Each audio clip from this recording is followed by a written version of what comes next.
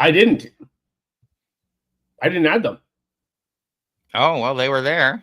Yeah. Your Facebook and your LinkedIn and stuff. So I don't know. Or maybe you couldn't add them before because they were automatic. I don't know.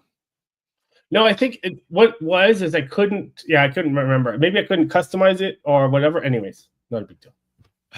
We're there. All right, we're here. I just want to find my notes. Okay. Since we're talking about this, let's jump into it. Welcome back to Silicon Scoop. With me, as always, my co-host John Irwin. How you doing today, John? Good. How are you, Craig? I'm doing wonderful. We might as well jump right into it. We got a lot to discuss. And imagine slipping on a simple contact lens that lets you see in total darkness. No goggles, no headsets. This breakthrough isn't just for secret agents anymore. It's here and could transform how we see the world.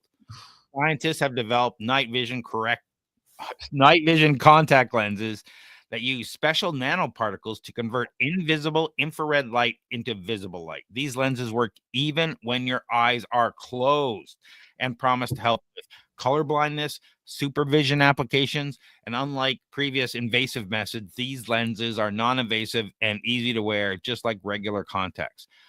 While the current versions have some limits like blurry details and unclear object shapes, research is rapidly improving the technology. The bottom line, these lenses could redefine how we see at night and beyond. What do you think about this, John? Yeah, this is cool. And yeah, the reason why it works with your eyes closed is because it uses infrared light, which can pass through your skin. But this is out of University of Science and Technology of China, and they collaborated with some international partners. But they created a soft contact lens, which is embedded with up conversion nanoparticles, UCNPs. And those are the particles that absorb the NIR light, and those are wavelengths from 800 to 1600 nanometers. And then what they do is they emit it as visible light, which is what we see, which is between 400 and 700 nanometers. So it allows wearers to perceive details, like you said, in total darkness as well as daylight. So I know in movies, when people are wearing those night vision goggles and people flash on the lights and people go blind, I think you can still wear these if people turn on the lights. So it doesn't need external power sources. Now, the thing with the I think why these are going to be so expensive is the nanoparticles, because they're made from rare earth elements like urbidium and erbium, and they're dispersed throughout the flexible biocompatible polymers that are used in standard contact lenses. So they're incorporating these nanoparticles of these rare earth elements into kind of typical contact lens material, if that makes sense. What are your thoughts, Craig? It's very interesting. I like overall the concept of being able, as we get to this point, that we're enabling our bodies through enhancing technology as simple as a contact lens. No longer are we just changing the color of our eyes to look vain, but now this could be enhanced capabilities for all sorts of reasons. You'd want to wear something where you could now detect the infrared spectrum, where you're working in something where the heat of something matters more than, I don't know, look, nuclear plant. If something, just walking around, you can see that there's a problem because it's getting near a temperature, as an example. Never mind, they're talking about communication, right? Even when your eyes are closed, you can be communicating infrared to someone else, and other people couldn't tell. So there's some really cool applications, anti-counterfeiting measures using invisible infrared markers, rescue operations where silent communication is critical, encrypted communication in sensitive situations, security applications in high-risk environments, and, a revolutionary potential cure for color blindness. Oh. So, yeah, perhaps the most exciting application is the potential color blindness cure. The technology could help people with color vision deficiencies by converting specific wavelengths of light. For example, The lenses could convert red wavelengths that colorblind people couldn't see into green wavelengths that they can detect. This would allow accurate color perception for the first time in many people's lives. Yeah, I didn't know that. That's cool. Obviously, we didn't like. There's military applications, spy applications, all this sort of stuff, right? But yep. Yeah, I didn't think about that. So, search and rescue in the darkness were another one I thought of. Anti-counterfeiting, which could help. But yeah, there's this is really cool. I'm curious. I don't wear contacts. I don't know if you wear contacts. I know you wear glasses. Do you wear contacts? No, I don't like the idea of anything in my eyes. So yeah, I know some people can't stand it, but there's a lot of these different contact lenses that are coming out. I think we covered one that tracks glucose, or there was something else, another contact that we covered before. But I think this is cool because this is a way for people to enhance their lives, improve their lives without surgery, right? Yes. Yeah, absolutely. And even from a soldier or military or supervision applications where you can start seeing heat signatures through certain materials or identify objects that are invisible to normal vision just because you got these infrared things, and not being permanent, like you can take them out. And you mentioned the cost, which is high right now, but they'll go down and people will find other ways and other materials that'll do something similar once that we've figured out this groundbreaking technology. So I think it's really, really interesting. You could have night vision. So how could they impact your life? You could have night vision without bulky goggles, and for colorblind people, like I mentioned, it might be seeing the full color spectrum. Downsides currently is that image clarity is lower than normal vision, and recognizing fine details is tricky.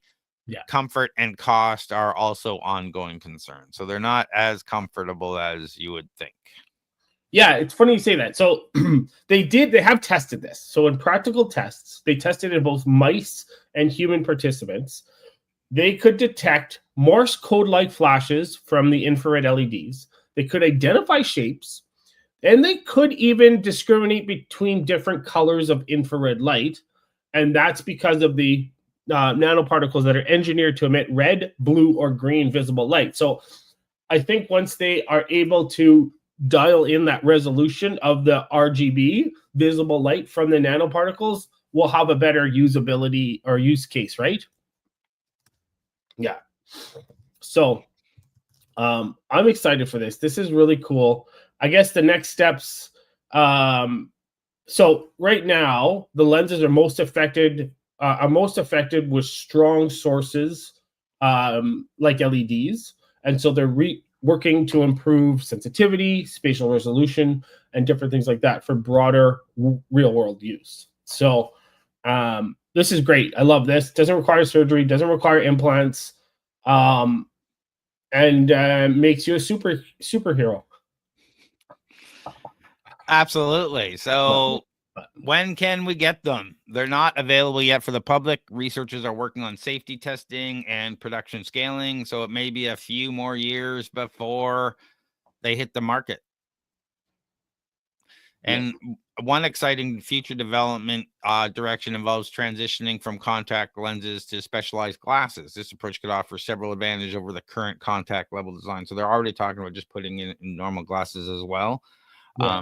So which would allow potentially a lot of those applications we talked about where you only need this for temporary situations or whatnot.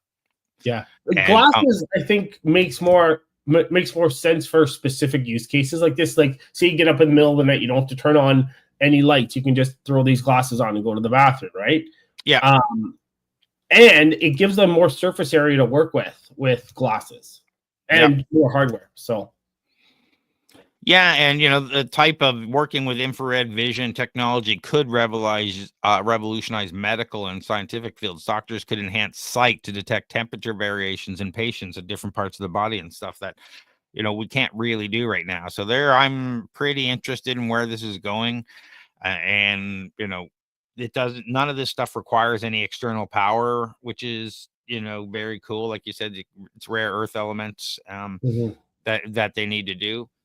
So these night vision contacts are more than sci-fi fantasy. They're a glimpse at a future where enhanced vision is as easy as slipping on a lens. But what do you think? Would you use these lenses to see in the dark for superhuman sight? Let us know what your thoughts are. Leave us a comment below.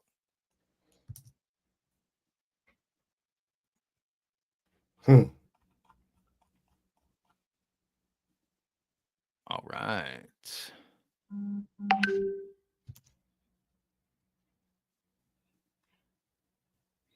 Just got to find my notes here.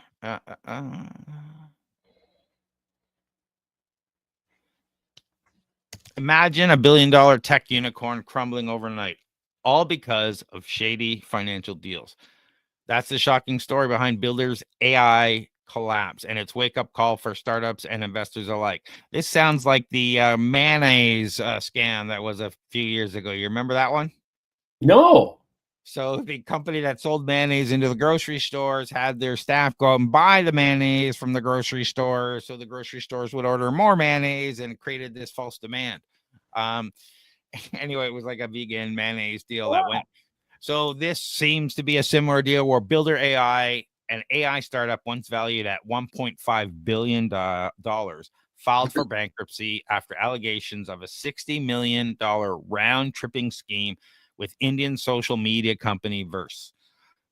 The scam involved fake transactions to inflate revenue, misleading investors and lenders. Despite raising $450 million from big names like Microsoft, Builder's AI's downfall reveals how quickly financial misconduct can unravel even the most promising tech darlings.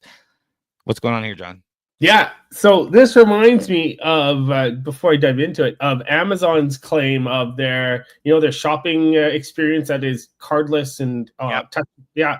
So this reminds me of that, where they were saying, "Oh yeah, we've got all these cameras and it's AI that's detecting it," and it wasn't. It was people overseas that were watching the cameras and detecting it. So it's kind of similar to this, and we'll get into this right now. So there's two main deceptions. There's financial fraud and exaggerated technology claims.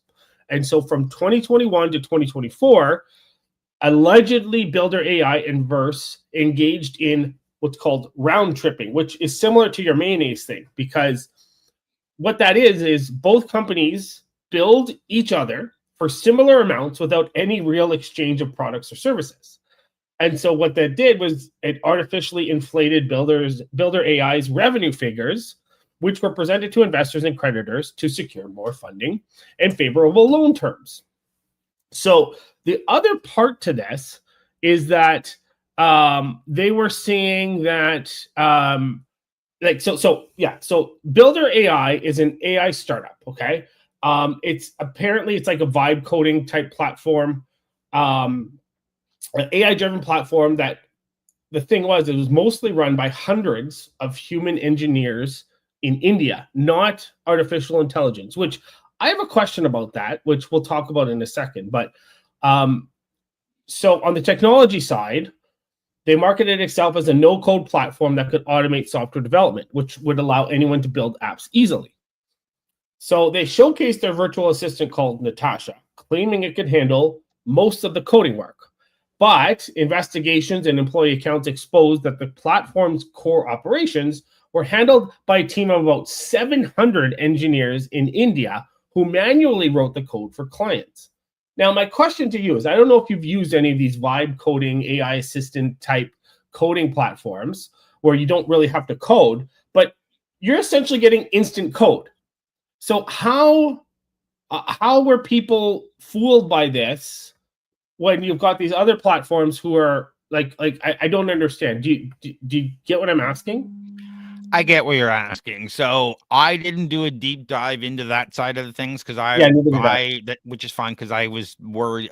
Looking into the startup financial side, how quickly we've seen this happen before with so many companies where they're the darling of something, and the next thing you know, it turns out maybe it was a scam all along. But to answer your question, it's a simple answer. The simple answer is they were using tools to try and build their tool platform, but what they had is a bunch of people who were actually vibe coders using the vibe coder tools in the background doing it. So you get the request. Yeah. And, they'd have a little buffer saying, okay, processing, whatever, some few prompts, but somebody in the back end would be like, okay, now I will go and vibe code this under whatever platform and I'll stream the output. So you build the tools where you can build that. Yeah. And so all of a sudden they're training an AI that they're trying to build to do code while using all these other coding platforms while pretending to be an AI platform to code for people live. Yeah. That's crazy. So, it gets crazy when you start thinking about it. Now, I didn't do a deep dive on that side of things, but that's how I would expect all of that to be flowed and how you can cover it up. That makes sense. Yeah.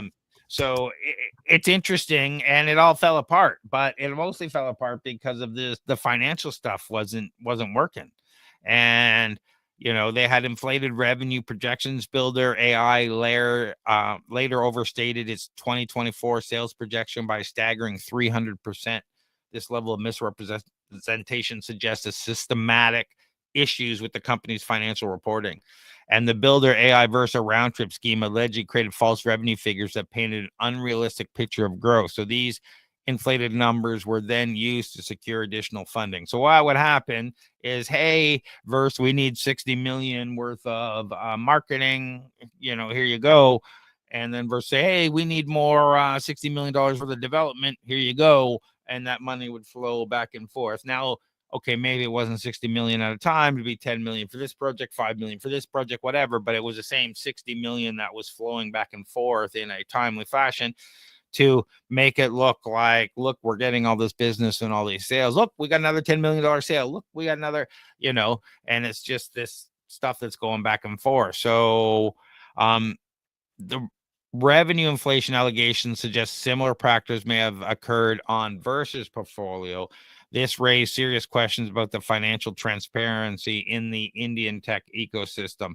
The Builder AI accounting probe reveals how these practices can deceive investors who rely on accurate revenue figures for valuation, lenders who assess creditworthiness based on financial performance, employees who depend on company stability for their livelihoods, and consumers who trust in companies' long-term visibility. And I take a step back because I've seen this in the startup world, so many times. And you have to, if something, really appears too good to be true, it probably is.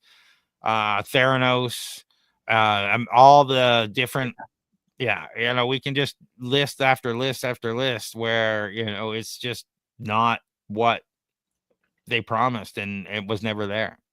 Yeah. Well, we'll have to see. We'll have to wait for the Netflix special to come out. But so, I did a little bit of a dive on as to what triggered this, right? So, what they slashed their 2024 revenue, reported revenue, projected revenue, sorry, from 220 million to 55 million after they had an internal audit, and then Voila Credit or lenders, I don't know if it was just Voila Credit, but other lenders seized $37 million from Builder AI's accounts, and that's what triggered their insolvency proceedings.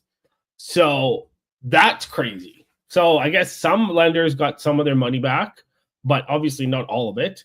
And then I think about 1,000 employees are losing their jobs because of this. Is that what you found? Yeah, it was about 1,000. And Versa adjusted their statements down 24% for their revenue.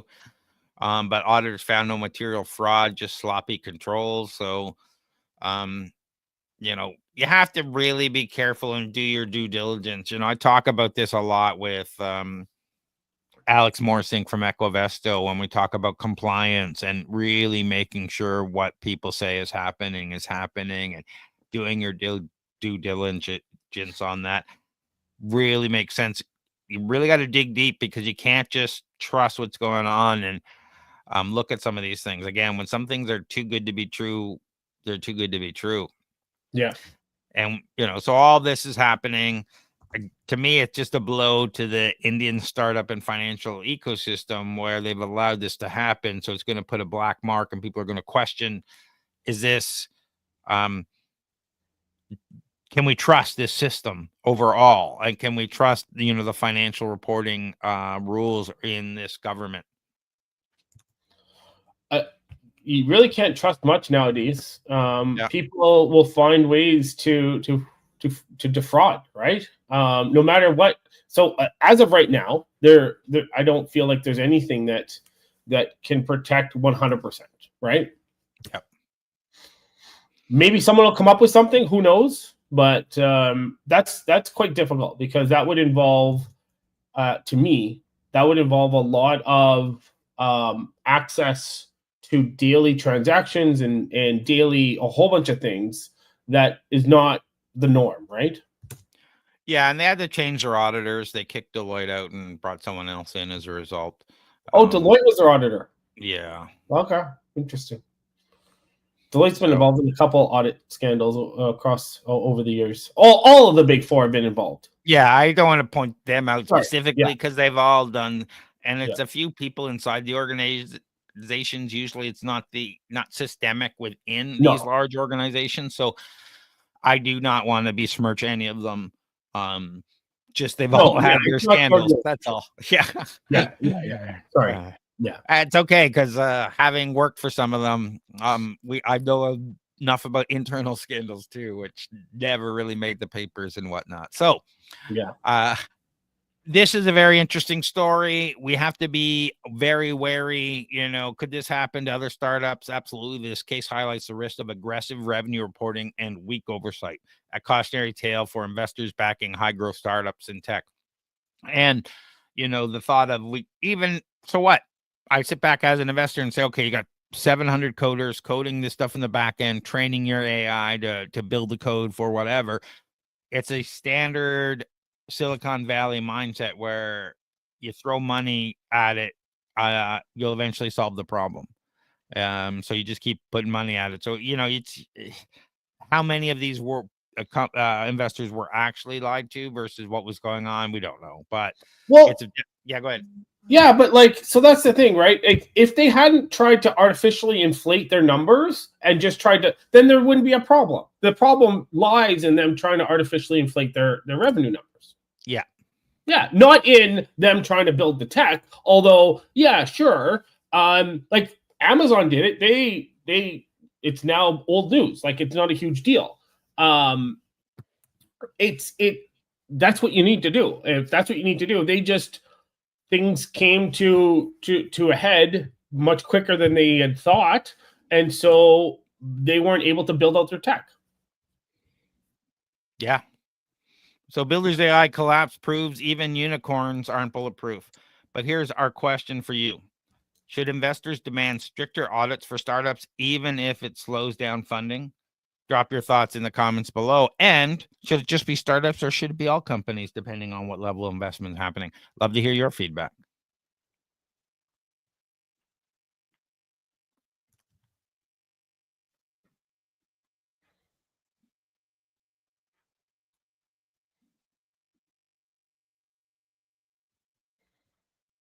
Share this instead. There we go. Imagine running powerful AI right on your phone. No Wi-Fi, no data plan, just pure tech magic. Google's AI Edge Gallery is here to make that a reality. But what does that mean for you? Google's AI Edge Gallery launched on May 21st. It lets Android users and soon iOS run all models directly on their phones without an internet connection. So now you're running local LLMs, and we'll talk about what that means in a bit. This app is available via GitHub and uses Hugging Face open source models for tasks like image creation, answering questions, and coding, all processed locally for max privacy on your phone. It's a game changer for anyone wanting AI power on the go, especially in spotty networks areas. And the catch: performance depends on your phone's hardware, and it's still an experimental alpha release. What do you think about this, Jim? Yeah. So this is cool. And yeah, obviously these are not the full LLM models, right? That you can use. And like you said, how performant they are depends on your hardware. So so this is cool. So they've got this app called AI Edge Galaxy or Gallery. Sorry, Galaxy. I'm always used Android Galaxy. Anyways, AI Edge Gallery. So you can download and run AI models locally, which means you can do text, you can chat, generate images, you can write code, you can analyze photos, everything offline. And the cool thing about it is it keeps your data private and it speeds up response times. But again, you're limited by how many tokens, a whole bunch of things based on your hardware. But this is cool for privacy people. But for an example, the Gemma 3 1B model is only 529 megabytes, and it can process up to 2,585 tokens per second, which is, it could make it suitable for quite a few different applications, from if you want to do document analysis, smart replies, different things like that, right? I don't know what other models are available, but I think this is cool. I think this is interesting. What are your thoughts on this, Craig? Well, there's literally hundreds. Am I on mute or can you hear me? Yeah. Okay, just making sure. There's literally hundreds of models that are out there. There's tons of smaller and smaller models. Google's got a bunch. I think you mentioned the 3N model. Yeah. There's a few others that are, very small. And now you start to say, okay, great. But what I see this going is Apple and many of these other companies, they're starting to put high-end processors into their tablets. Like if you now have an iOS app that can run any of these Hugging Face models on your M4 iPad, start thinking about what you can do. Yeah. So you're like, holy crap, you don't need to be online. Don't need to be doing this. You can be working whatever. You can be online. You can have it. You have all these local AI agents running local LLMs that are trained for you and can interact with whatever services you are via MCP or API or whatever out there when you're connected. And, it's keeping your data private until it goes out and does stuff. I think this is a very interesting game changer. And the fact that it's you can connect to Hugging Face and just, pick whatever models you want and download them locally and off you go.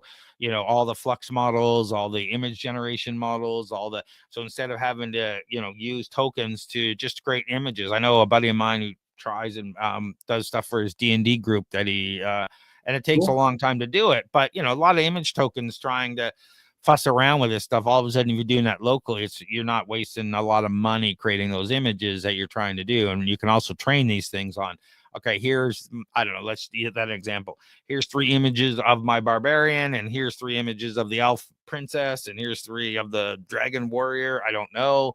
And now you can have these AI creating all those things and doing that locally. I'm just, mine starts to, the limits of AI have changed. You don't need super powerful computers sitting in the cloud or on your desk to run this stuff now. Yeah, exactly. Which is cool. Like this is a trend, this edge computing trend. So it signals a broader industry shift towards kind of the edge computing, where AI processing happens on the device rather than in the cloud, which reduces latency, improves privacy, potentially lowering infrastructure costs. But this is like, I think Apple's the one that kind of started this trend with them trying to push. Well, they've tried to start it. They haven't done it successfully so far, with them trying to do everything on device with their AI model, right? I think this seems like the successful successor to what Apple tried to do. Am I saying that correctly? Yeah, I think what we're hitting now is we have the right combination of powerful enough hardware in your hand, mobile being a tablet or a phone, and 2, the software LLMs getting smaller and smaller, so that they can actually be functional. And we'll start to see, these get stripped out. Like a lot of these say, okay, this model supports 28 languages. Well, I'm working locally on my laptop. I only want 1, maybe 2. So can I strip the rest of that out and make it smaller? Like I'm just, I only want to write with this LM. Get rid of all the math. I don't need math. That's why we're going to start seeing all these things shrink and shrink and shrink. And you're going to have very specific agents or LLMs. Like this writes like me. It's only been trained on me, and it's 500K, and that's all it does. It just writes social posts like me. Yeah. Yeah. So this is cool because by being open source and permissively licensed, the app lowers the barrier for developers to build custom AI-powered apps that work offline, which could lead to a wave of like privacy-first, edge-based AI applications, which is critical for the healthcare industry, potentially in education, or even field work, right? Where you're out in the field and access to internet is limited unless you're using Starlink, but or sensitive data is involved. Like this is, I think this is a great first step in the right direction that Google's done. Yeah, and we have to remember that this is a shot off the bow from them, but we talked about Johnny Ive and OpenAI having a hardware device in your pocket. They're all looking for these edge type AI devices that have some different type of functionality. So we don't know what that device they're talking about is, but yeah, these edge devices are more and more, and edge AI becoming a necessity, I guess, where we can actually do real world processing deeper and farther away from the data center. So they're talking about like having sensors in robots where the processing happens at the finger level. Yeah, yeah, this is cool, and I wonder how this is going to affect infrastructure development worldwide, NVIDIA's stock, like a whole bunch of things. Obviously, people are still going to need NVIDIA GPUs and NVIDIA chips. I'm just curious as to where this goes in the next 3 to 5 years, or even the next 2 years. Yeah, and we're going to see more and more, like we are seeing more and more models that don't use GPU. We'll just use CPU, or we'll do this, or we'll do that. And they don't necessarily need NVIDIA, but the higher end ones are going to obviously still run on the higher end chip, but we're starting to see, that's the data center models. We're starting to see the consumer level models say, you don't need that level of hardware anymore to do these things. Because our models are way more efficient, they're way more tuned, and we need to get them down to this level. And like I said, the idea of being able to work on an M4 iPad or an M3 iPad, and running with the multi-core processor, running this stuff, you've got 20 cores plus, running these things. It's like, okay, this can now become an amazingly powerful tool. And I think that's why Apple's been behind, because they needed the hardware to get up to speed, and their software has always been behind because they haven't been stealing everybody's data, presumably to train all their AI on. So we'll have to see where this goes. But I love where that we're getting true mobile and true on-device LLMs that can actually do stuff. Yeah. This is. I'm excited for this. And yeah, you keep bringing up that like you can have an iPad with an M4 chip, which is awesome because that's just like having your own laptop, but then you can run it. You can run this once they release the iOS version of it on your iPad, which is a game changer for a lot of people. So this is really cool. It's cool because they've got this prompt lab feature that allows for rapid experimentation. It allows users to tweak prompts, see instant results. So there's a lot of cool interaction with the user experience that they've developed, even though it's still in alpha. So I'm really excited to see where they take this when it goes to beta and even gets released fully. Yeah, and the things like Prompt Lab and whatever, it seems very community where you can share all the information. So really in the Hugging Face GitHub style of let's grow together and share the best models and the best prompts, the best stuff that will actually work on these things. So I think this community is going to grow, and I think we're going to see more and more of this. I'm surprised Docker hasn't done this yet. We'll have to see if Microsoft does something. And I keep bringing up the M4 only because I don't know what runs on the other hardware. So I'm not really I'm going to compare to Intel's 14A that are coming out or what have you, because or the Snapdragons and how many processors they have for the other mobile devices. So I'm sure they got very powerful things as well. And you start the devices are becoming more and more powerful, and these companies need a reason for you to go out and actually upgrade your mobile device. So there are a lot, and they're saying, wow, great, we're going to bring AI to the edge, and we're going to make people upgrade so they can now do AI on their phones. It's a win-win for everybody. It's funny you say that, because I was just reading an article that, because I know there's a lawsuit right now with Apple's iPhone 16 that they touted AI, and that's why people were buying it, was for the AI. But then I just read an article a couple days ago saying people aren't buying the phones for AI; they're buying the phones just to buy the phones as of right now. So this could help with that shift, right? Yeah, I mean, I don't use Apple AI. Do you use it? Oh, I don't like anything Apple other than their MacBook Pros. I don't like their iOS. I'm not a big fan of it. I like Mac OS, and that's pretty much the only thing. But I don't even use Siri on my Mac. Do you? Not much. No. Almost never. I use it on my mobile phone more than anything else, and usually just to set reminders and alarms. I hear that even that's glitchy, setting reminders or setting things like setting tasks or setting up appointments using Siri. Is that not true? I don't use it to set up appointments, and I think the thing is, I have better AI that can do that now. So I can do that via WhatsApp, Telegram, or whatever. I can send my pre-programmed things to set up appointments that are connected to my systems that can do everything way better than Siri can. But what it does, good job, is say set an alarm for 20 minutes from now. And that's because I put something on the stove, I'm doing something, whatever, or I know I've got a meeting coming up and I'm going to get distracted and I want to, something to bring me back. That's the quick thing I do. But I know a lot more people are talking to text and all that kind of stuff, and that information is, getting transferred wherever. Yeah. So Google's AI Edge Gallery could redefine how we use AI, making it more private and accessible. But will offline AI truly change your daily tech life, or is it just a cool experiment? Drop your thoughts in the comments below. We'd love to hear from you.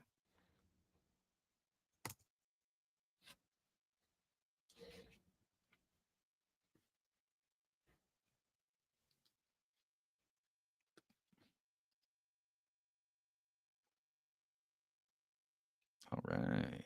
And I think I haven't changed that yet. There we go. Have you ever worried about safety in a hospital emergency room? Get ready to hear about a new AI tech that's like a super smart security guard, spotting dangers instantly without you even having to slow down. Hospitals are now testing AI-powered security systems that can detect hidden weapons by analyzing metal objects people carry, distinguishing between a threat and your smartphone. This new approach, currently being piloted in Nova Scotia emergency rooms, aims to make hospitals significantly safer for both patients and staff. The goal is rapid, accurate threat detection without invasive searches, improving overall security, peace of mind in healthcare setting. It's a big step towards proactively preventing violence in these crucial spaces. What do you think about this, John? This is awesome. First off, I don't like the name of the hospital. It's so long and ridiculous. The Colchester East Hants Health Center. It's in Toronto, Nova Scotia. So they are piloting an AI-powered weapons detection system at its ED entrance. And so the technology was developed by Extract One Technologies, and it uses what they're touting as advanced sensors to detect unique characteristics of metal. And this makes sense to me, but we'll get into this in a sec right now. So the characteristics are analyzed by an AI algorithm that determines whether the object is a weapon, such as a knife or firearm, or benign, like a cell phone, laptop, jewelry, keys, whatever. And the system operates, which is cool, non-invasively. So it allows most people to walk through without being stopped. And so unlike traditional metal detectors that trigger alarms for any metal objects, apparently this AI system can differentiate between a harmless and dangerous item, which reduces false positives and the need for manual pat-downs, secondary screenings, all that sort of stuff. So this apparently will allow for a seamless integration for people to be able to just walk in as long as they don't have anything that's malicious. But we'll have to see how it works. This makes sense to me because you get you integrate enough sensors to get a decent view of what an object might look like, and then you get AI to look at that, right? What do you think?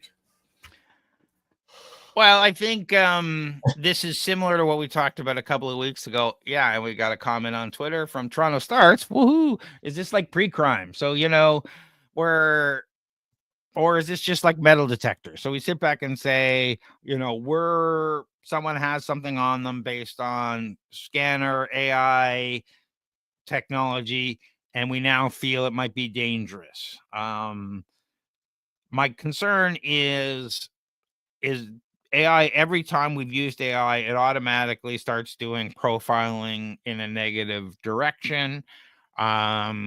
Are we going to experience that? What are the guardrails for this thing? Or does it matter? Like when I say it doesn't matter, I mean, if it flags something, that just means security guard's going to come pat someone down. Is that a good thing? Is that a bad thing? What's supposed to happen when it flags somebody? What's the security situation? And what happens when you put that in a situation where you go to the states where they have open carry laws? Yeah.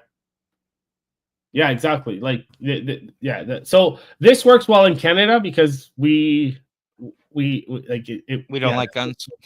Yeah, yeah. I don't. I'm cautious when it comes to speaking about guns, but yeah, this works great in countries where there are more strict gun laws. But they also have and I think there was another article that I had read where it said that they've been implemented in hospitals in Manitoba and the US, where they have been proven effective at detecting weapons without disrupting patient flow. So there is one in the US, obviously maybe in a state that isn't, or that is stricter than other state, but yeah, it replaces outdated metal detectors with a whole bunch of sensors, and I couldn't find any details on the sensors. Obviously, it could be proprietary, but I'm curious, as obviously you and I, being geeks, want to know what the underlying tech is, right? Yeah, definitely. I didn't see it, so I'm just taking a look if I had anything on my notes. Yeah. No. So, are there yeah, it's this is a great first step as far as to using AI for better security. What they need to implement this in is at the friggin' airport. This is where they need to implement it, because the time wasted for all these stupid pat downs and all this extra secondary screening, all this bull crap is ridiculous. Yeah, that's what I'm saying. I haven't been in an emergency room for a while, so I don't really understand the flow issues that happen. Yeah. And are there metal detectors in most emergency rooms in Nova Scotia, so there is a flow issue, or just saying that we wouldn't be able to implement these things without having guards that pat people down like at the airports when coming in? So and you're right about that. They need to say, all right, let's do this on a mass scale at the airport. So Yeah. once you don't even have to, you just walk down Just walk whatever. down. Yeah. At a normal pace, and this thing will just pull over the people that it, like, I don't know, we'll pull over 1 in 30 because of what we think, based on what we see through these detectors, and then you can have your security people just pull over whoever they want normally, and off you go. Exactly. Yeah, so that would speed things up quite a bit. Yeah, for sure. Yeah, I think that's where this technology needs to be implemented. the problem is you're not allowed liquids, you're not allowed this, you're not allowed that, so that in your luggage or carry-on or whatever. So I think there's more to on For sure. airlines is this, but I don't know if this is intrusive or not, but it's coming to a line where what radiation are you experiencing because you're getting scanned just hanging out in the lobby? That's true. Yeah. I get that you want to protect everybody that's in there, so I don't particularly have a problem with them scanning me for whatever. I just long term, I think the scanners aren't going to do just that. right? Yeah. They're going to be thermal, they're going to be this, they're going to be that, they're going to be connected to insurance, they're going to be connected to police databases, they're going to be connected to whatever. And you're like, okay, what information are you selling just by me walking into this room? Yeah. Surveillance state. Yeah. Yeah. So I love the idea of the protection, but we just add one more prompt and we're detecting other things, right? Like it's easy to do that stuff on the back end where we're detecting more than just metal. Yeah. So, when can you expect to experience this? A 5-day pilot program is happening in Nova Scotia right now. Wider adoption in their hospitals will depend on the success of such pilots in the future. So we'd like to see. So AI is stepping into making our hospitals safer and hopefully, airports down the line, one smart scan at a time, potentially changing how secure we all feel when seeking care. As this technology evolves, we want to know, what's your take? Are you ready for AI to be the new line of defense in the healthcare security? Or is this a step too far? Let us know what you think.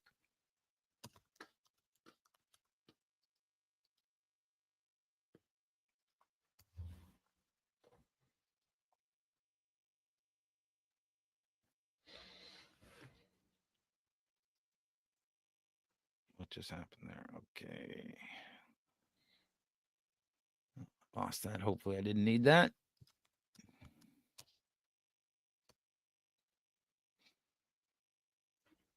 Well, the world changed yesterday. Get ready to witness the future of warfare unfold as Ukraine's AI-powered drone strikes have not just shifted military strategies, they're rewriting the rules for every country's defense system. Ukraine's Operation Spiderweb saw 117 AI-guided drones target Russian bomber aircraft and air defense assets deep within Russian territory, with 34% of Russian strategic bomber fleet reportedly destroyed. These precision strikes came at a fraction of the cost of traditional missile systems, around $10,000 per mission versus millions. The operation's innovative blend of visual, inertial navigation, LiDAR mapping, and AI targeted recognition has proven how smaller nations can now challenge even the most advanced militaries. For the everyday consumer, this signals a seismic shift in global military balance, defense spending, and the future of geopolitical stability. I sit back and say, is this the gunpowder moment? Back in the feudal states, knights had armor and weapons and stuff that peasants couldn't afford. The common folk couldn't afford. They didn't have the defenses, but so people could, the military controlled them and they couldn't rise up. But as soon as gunpowder and guns were invented, we could shoot through that armor and anybody could have one. That changed the state of how things were run and thing. Now we switch back and say, are we having that kind of moment with the military? And it used to be, if you wanted, you'd have to spend millions and billions of dollars. And now we can do this with sub-$1,000 drones. Yeah. So, and by the way, when you say yesterday, you mean June 2nd, because I don't know when this is coming out. But fair. Sorry. Yeah. Yeah. So, so I read an article or saw a post yesterday. So let me dive into this and I'll tell you the details. So these drones, they cost about as much as 10 iPhone 16 Pros each. Very minimal amount. Okay. And they're operated without human pilots. And they were able to find and attack targets on their own, even in areas where GPS and radio signals were jammed. So that's scary. So they targeted multiple Russian air bases and some air bases that were thousands of kilometers apart. They damaged or destroyed over 40 strategic bombers, including the Tu-95 and the Tu-22M3 models. Those are significant because I just read that the destruction that they caused reduced Russia's nuclear capabilities by 34%. And that's significant because if you look at the nuclear arms between the US and Russia, they're about 5,000 nuclear arms each, okay, about there. And they've kept that about the same since the Cold War. The next closest is China with 600. So reducing their capability by 34%. Is this the start of of potentially the next world war. Who knows? But it's scary. And like you said, these are low cost drones which are causing millions of dollars of destruction. This is scary. Yeah, I don't want to get into the politics of either side of it. I just want to Yeah, talk sorry. about the technology. No, don't. You didn't get into it. I'm just saying because that's a whole different discussion. Yeah. The 34% number is the 34% of Russian strategic bomber fleet reportedly destroyed. So I'm not Okay. sure, what that means for nuclear capacity, because I didn't see anything on that. So just Okay. Yeah. take that with a grain of salt because that Yeah. number seems to be, and we're getting different numbers from inside Russia, from outside Russia, but the damage is a lot. Yeah. I'm hearing something like $7 billion. Okay. So in damages from these into Russia, we'll have to see. I thought not too long ago Korea was demonstrating cardboard based drones that they were weaponizing. So to me, this is scary. Yeah. Scary for a lot of reasons because this is the new terrorist weapon of choice, obviously, from now on in. Because why wouldn't it be? And the situation changes where, I don't know, rightly or wrongly, you had to have a powerful military, you have to spend all that, do a lot of money and military planning to do war, to engage in activity with another country. Yeah. I think that bar changes, and I'm not sure if I like that or not. Yeah. Again, I like countries being able to defend themselves. And I like, that the technology is cool. I also don't like the fact that the North American restrictions on drone technology means that we're way behind what's happening in the East. And I guess we're going to have to see some of those restrictions change. Yeah. This is I think this is smart. This is innovative. This just goes to show the resiliency of Zelensky and Ukraine as far as like being able to defend themselves despite the political turmoil that is happening and the support that's up and down and all that sort of stuff. So this is great. Really interesting though. Really scary but interesting. Yeah, I mean, again, I don't want to speak to it. Is Russia going to counterattack? Are they having peace and whatever now? Hopefully, I'm anti-killing, so I'm hoping that the war gets resolved. So that's just kind of I don't, again, because we're talking about this, people will want to take sides and come at us in different ways. I just think that we need to be aware that this is the future of warfare, unmanned, sub a few $1,000, that can destroy almost anything.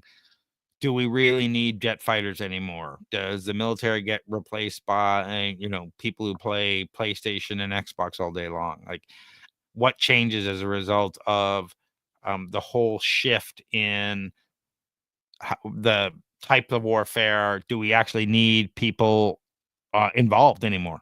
Yeah. Yeah, well, that's the thing. There's two types of warfare that are happening now. It's digital and autonomous. Yeah, and we are, whether this is or this isn't, but we are in the middle of the first AI war, I guess, because there's a lot of AI weapons being used in the Ukraine-Russia war, and Yeah, it's only the beginning. it is. It's scary, but yeah. So we'll have to see where this goes. I'm interested in what it means for consumer drone tech and the types of things we'll see in the future. I am concerned about, what this means for the future of warfare and whether wars will break out more commonly as a result of this. Yeah. But there you have it. AI drones aren't just military marvels. They're proof on how tech is reshaping power on the global stage. But here's the big question for you. You think these innovations will make us safer in the long run, or are we opening Pandora's box of an unstoppable military tech? Let us know what you think in the comments below.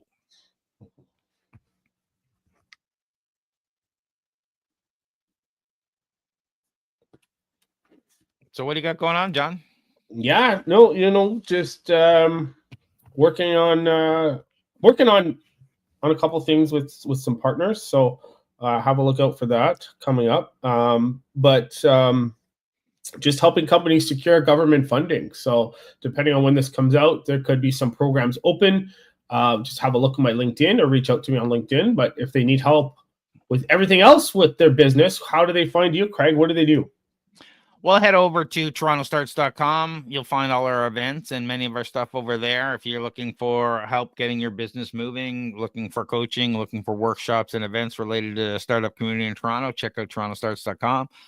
If you're looking to do business automation and you're figuring out where AI fits in your business, head over to flowgrammer.ca. That's where we do AI and no-code automations with NAN and other tools. And we have meetups and events to educate and promote these types of technologies that people should be using. So check that all out.